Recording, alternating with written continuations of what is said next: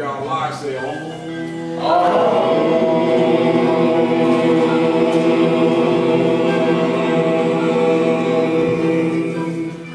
That was good. A whole lot better than last time.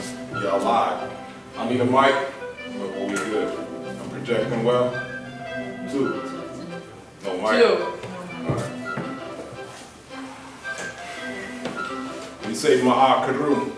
Ma'akaru is like a promise. It is a commitment that we do in this prayer or this affirmation. It's a commitment to live by your highest values and your highest standards, regardless what happens to you in life. We need to remember this at the crossroads situations.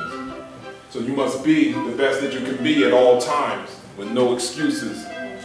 You must do the best that you can do at all times with what? No excuses. Remember that at the crossroads situations in your life.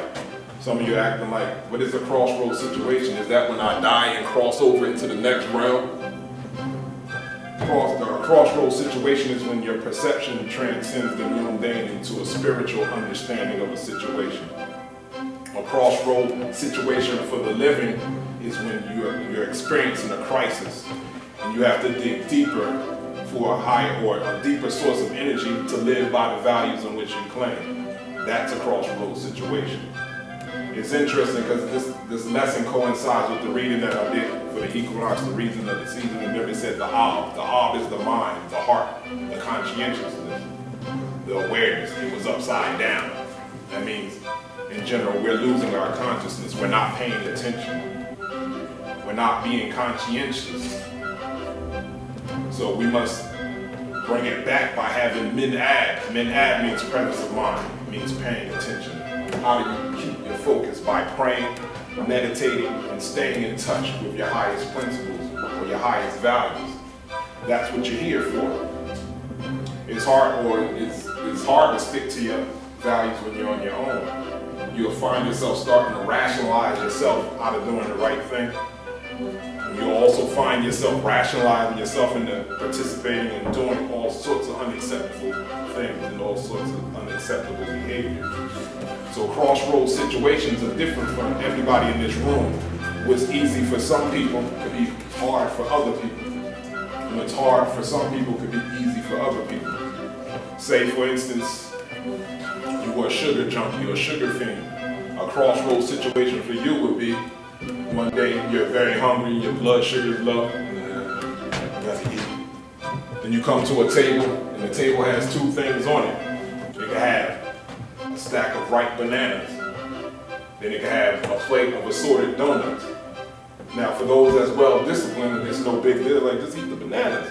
But for those that was a sugar junkie, that's a crossroads situation. Especially if you get I'm vegan, I'm vegetarian, and I don't put poison in my body. That's a crossroads situation for you because it's like offering crack to a crack addict. They say you'll always be recovering for the rest of your life, right? Some days you have good days and some days you have bad days. And best believe when you're hungry and your blood sugar is low, that's one of those bad days. You got to dig deep for a higher source of energy to not eat that. And then another one for those of you who have fast tempers or bad tempers, always 1 inch from punching somebody in the face or cutting somebody off.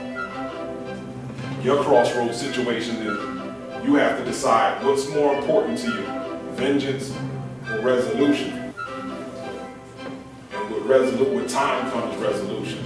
So those are crossroads situations.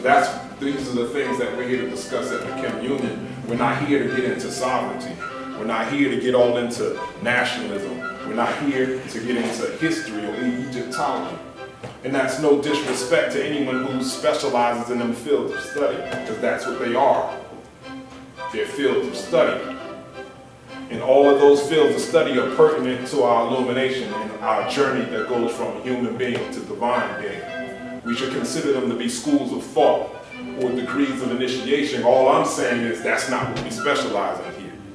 To my experience, there's a plethora of schools out there that's claiming to do all that other stuff. And a lot of them are coming under a Kemetic guise. They have big fancy Kemetic names and their image might even be Kemetic.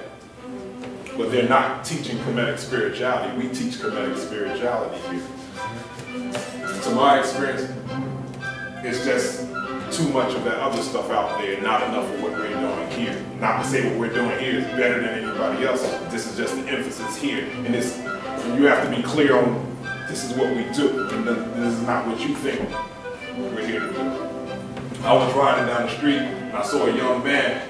He had a black jacket. He was coming from high school. He's about, I guess, between 13, what's the high school, up to 17?